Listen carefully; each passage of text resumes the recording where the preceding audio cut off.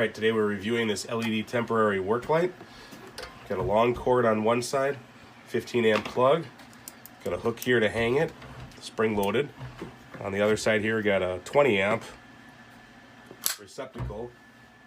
You have a nice wire guard on here with LED modules all the way around, and this upside down, triangle pattern here for some outwards light.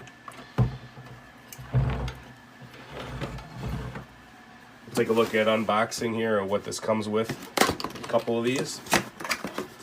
You get instructions. So it shows a couple different ones. Actually 150 is the most, so I'm not sure what that one is. Anyways, inside here, besides that, you get the unit itself. Nicely packaged in foam. And that's it. So the unit, right? Let's see how that even shows up. But as if you can possibly hear that, there's a fan in there.